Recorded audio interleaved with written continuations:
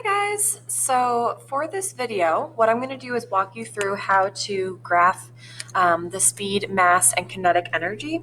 And this worksheet is going to be started by me. So I'm going to start the worksheet, show you guys how to do a couple examples.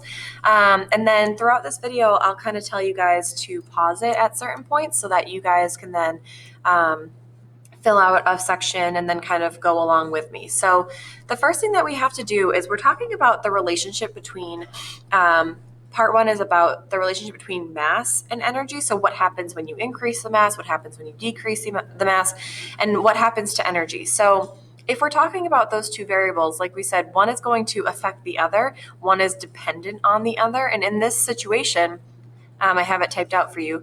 Kinetic energy, so the energy is going to depend, because it's the dependent variable, it's going to depend on the mass, okay, because the mass is the independent variable.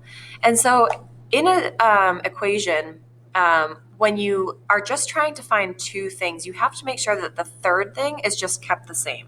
And so in this situation, velocity is just a fancy word for speed. Velocity is held the same, so it doesn't interfere and it doesn't cause things to change. That's our constants. Remember, we talked about constants where you have the dependent variable might change, the independent variable might change, but then you have something like velocity, which is a constant, so that it doesn't interfere with the results. And so what you do with this equation, so KE obviously stands for kinetic energy, and the equation is first you multiply velocity by itself because it's v squared, and we always do the exponent first, and I'm going to show you how to do this, so don't worry. And then you multiply that by the mass of the object that you're trying to determine the energy for. And then you're going to multiply it by 0.5 or cut it in half. It's the same thing.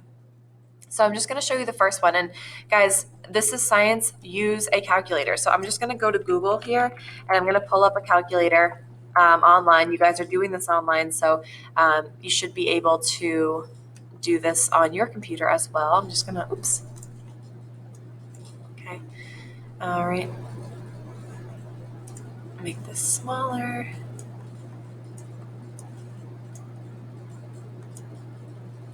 All right, so I got my little calculator over here. Make it a little bigger. Awesome. Okay. So now that I have my calculator, what I'm going to do, how do I do this? Okay. Nope. That's not good.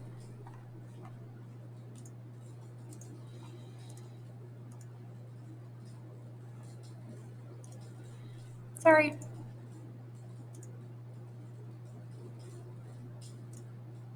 Okay, sorry about that.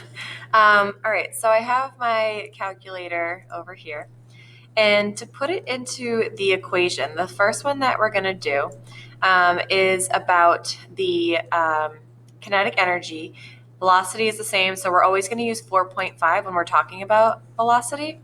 Let's do this so we can see actually both of them. Awesome. Okay. So the first one, I already have it filled out for you, but what you do is you're going to, like I said, square the velocity. And so the velocity never changes, which is 4.5. So over my calculator, I'm going to click 4.5 times 4.5. When you square something, you're just multiplying it by itself. And for all of these equations, you're going to start with 4.5 times 4.5.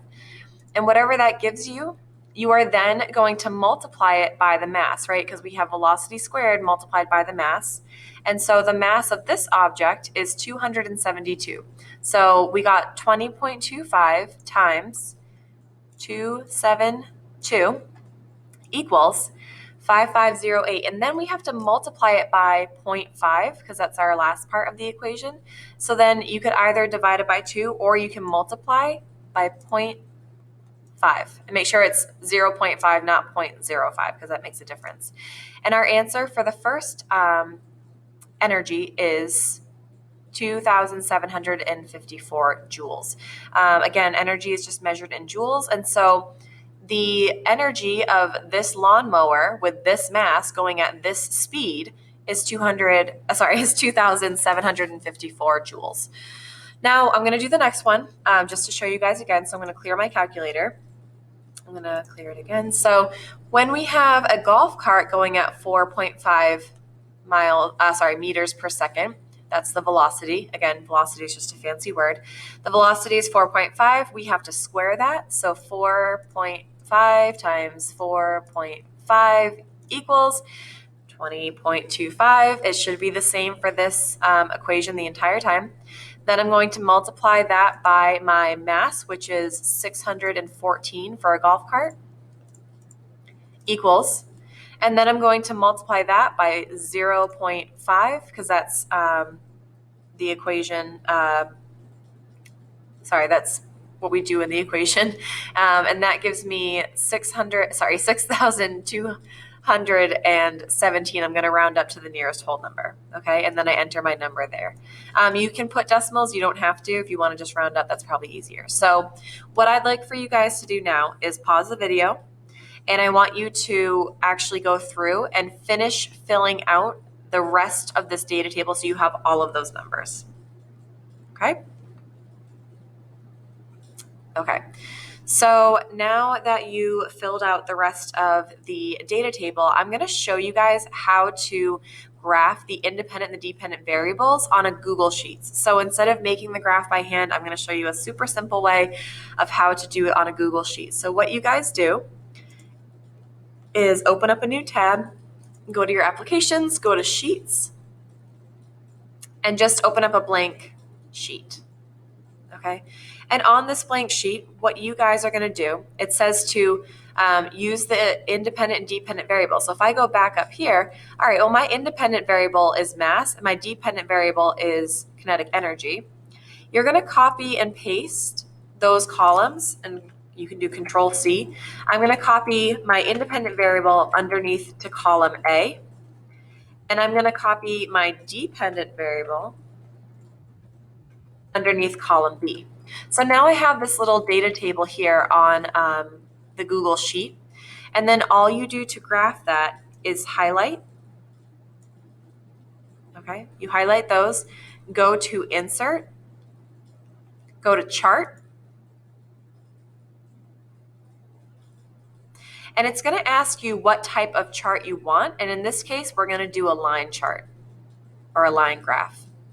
And then you're going to X out of that. The good thing about Google Sheets is when you give it titles in your data table, the graph automatically takes those titles. So you don't have to do anything else. It automatically makes the scale for you. It makes a nice straight line. And then what you guys are going to do for your assignment is you're going to take this. You're going to, you're going to copy the chart. You're going to go back over here to your assignment.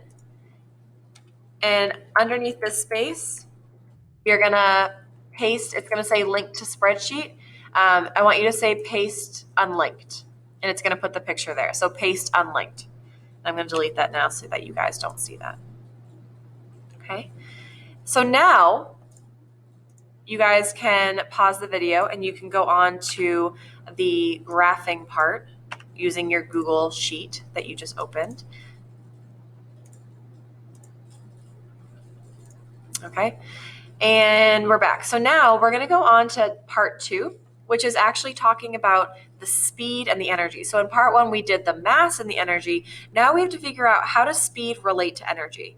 And Ms. Lampros gave you the independent and dependent variable. So in this situation, again, the energy depends on the velocity or the speed that something is traveling at. And in this case, we're keeping mass constant because we don't want it to interfere with the two variables that we're trying to figure out. So what you guys have to do is the same equation, but we're plugging in different things. We're still trying to figure out what the kinetic energy is in joules. We know that it's going to be multiplied by 0.5. We know the mass. We know the velocity. And then we're going to figure out the energy. But just be careful. The velocity is now changing and the mass is staying the same. So for the first one, when you take velocity, so if I clear my calculator over here, the velocity of this car is going 0 meters per second. So the 0 meters per second is multiplied by itself. So it's 0 times 0 equals 0.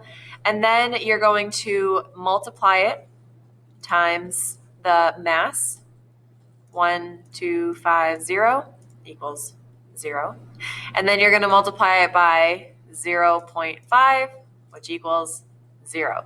So when it's traveling at a speed of 0, or it's basically not traveling, the energy is also 0.